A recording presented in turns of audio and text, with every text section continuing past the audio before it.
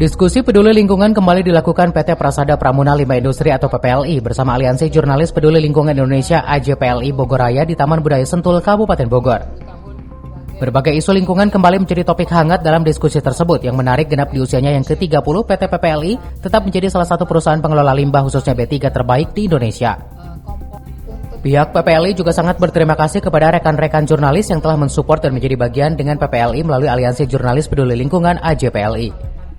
Manajer Humas PPLI berharap sinergitas yang saat ini sudah terbangun dalam beberapa tahun ini bisa terus dipertahankan dengan tujuan yang jelas yaitu menyelamatkan bumi dari bahaya limbah.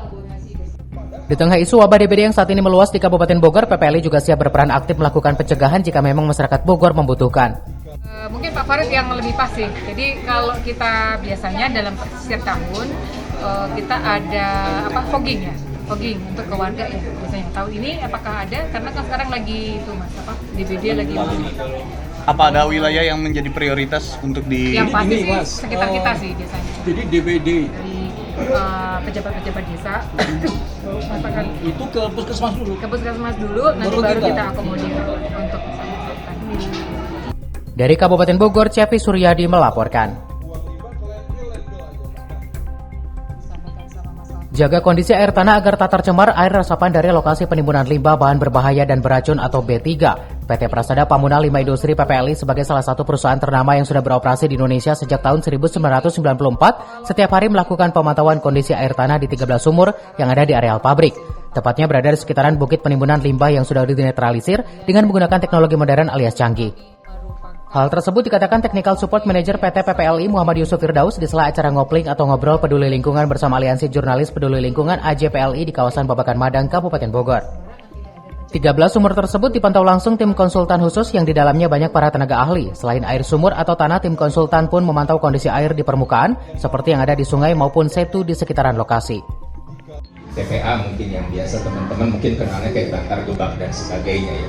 Sebetulnya by teknis sama-sama aja, intinya itu untuk menimbun limbah, cuma memang secara kriteria desain ada perbedaan karena landfill yang di PPLI didesain khusus untuk yang limbah B3, jadi struktur pengamannya lebih kompleks, lebih banyak dan lebih rumit daripada landfill yang domestik karena tingkat keberbahayaan limbahnya lebih tinggi gitu ya.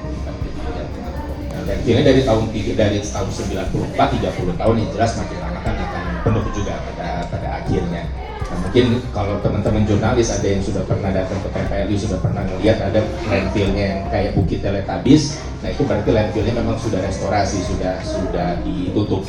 Jadi ada beberapa bukit kalau kami sebutnya, untuk yang bukit satu yang kalau digambar yang udah jadi Bukit Teletabis itu sudah selesai restorasi dan statusnya sedang pengajuan untuk penetapan penghentian ke kementerian karena sudah tidak bisa menampung limbah lagi, dan kalau memang sudah mau di stop harus ada penetapan penghentian dari pemerintah dan harus dipastikan tidak ada pencemaran ke tanah setempat sebelum nanti dilepas.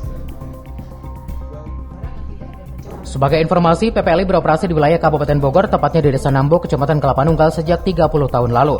Luas area untuk pengolahan limbah mencapai 66 hektar. Dari Kabupaten Bogor, Cevi Suryadi melaporkan.